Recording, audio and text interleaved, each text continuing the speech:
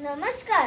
कोणी जर चुकून विचारलं ना की कसा होता माझा शिवबांचा छावा, तर सांगा त्याला छाती ठोक आणि विचारा त्यांच्या पराक्रमाचे पोवाडे गाणाऱ्या सह्याद्रीच्या शिखरांना. विचारा त्यांच्या संकल्पासमोर थरथरणाऱ्या जंजिरावरच्या लाटांना. विचारा त्यांच्या असामान्य कर्तृत्वाची उंची दाखवणाऱ्या रायगडाच्या बुरुजांना. सिंहासनाधीश्वरच नाही तर स्वराज्य रक्षक नावाचं कवच होता शंभूराज. डोळ्यात तेज, असामान्य बुद्धिमत्ता, तलवारीच्या मुठीसोबतला निर्धार म्हणजे शंभूराजा. शत्रूने गडी बांधल्या पण त्यांनी इथल्या जनतेच्या मनात गड उभा केला. शत्रूने सीमा आखल्या असतीलही पण पराक्रमाची सीमा कशी ओलांडावी हे शंभूराजांनी शिकवलं. म्हणूनच छाती ठोक सांगा डोक्यावर मिरवावी तशी आहे माझ्या राजांची गाथा.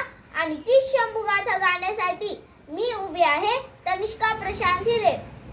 मित्रांनो, शंभूराजांचा जन्म आणि त्यानंतरचा संघर्ष हा सगळाच प्रवास अचंबित करणारा आहे. अफजल खानाला फाडणाऱ्या आणि दिल्लीच्या तख्तासमोर औरंगजेबावर कडाडणाऱ्या आपल्या आबासाहेबांच्या सावलीत शंभूराजे राजकारणातले जणू पंडितच झाले होते.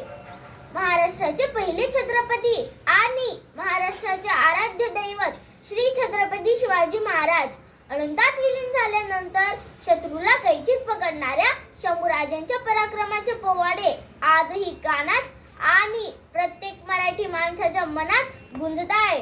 म्हणून विठ्ठलांच्या वारकऱ्यांचा आणि शुभांच्या धारकऱ्यांचा यथायोग्य सन्मान करतात. त्याचे कर्तृत्व आजही आम्हाला रायगडासारखे उभे छाती काढून उभे राहायला प्रेरणा देते.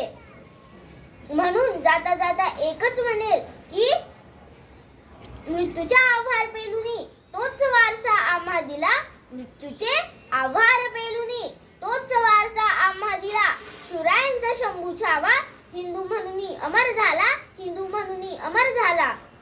अशा शिवरायांच्या छाव्याला आणि स्वराज्याच्या धाकल्या धन्याला त्रिवार अभिवादन करते व थांबते.